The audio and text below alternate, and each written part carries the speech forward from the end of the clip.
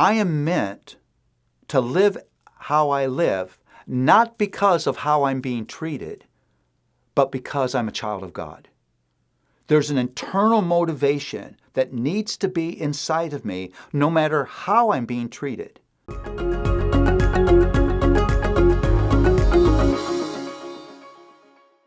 Well, here's another thing that is important to understand about the practicality of street-level gospel, the gospel that shapes the way I live.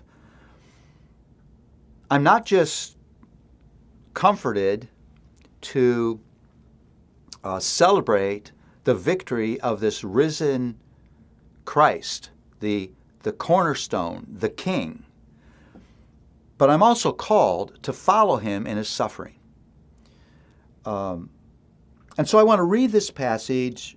Some of you will find these words hard to hear and understand. I want to make an explanation and then talk about the passage. Servants, be subject to your masters with all respect, not only to the good and gentle, but also to the unjust. For this is a gracious thing, when mindful of God, one endures sorrow while suffering unjustly. For what credit is it if when you sin and are beaten for it, you endure? But when you do good and suffer for it, you endure. This is a gracious thing in the sight of God. For to this you have been called, because Christ also suffered for you, leave an example that you might follow in his steps. Hard words. The first thing I want to say is that it's very important to understand that the Roman institution of bondservant was fundamentally different than the chattel slavery that went across Europe and North and South America. In fact, the New Testament assumes that trafficking in human beings is a sin. 1 Timothy 1:10 list alongside of the sexually immoral and liars and perjurers, enslavers. So clearly, this is not a passage that says slavery, as we have come to understand it, is okay because the Bible names that as a sin. What Peter is doing is applying a principle that has been a core gospel principle as he's applying the gospel to everyday life.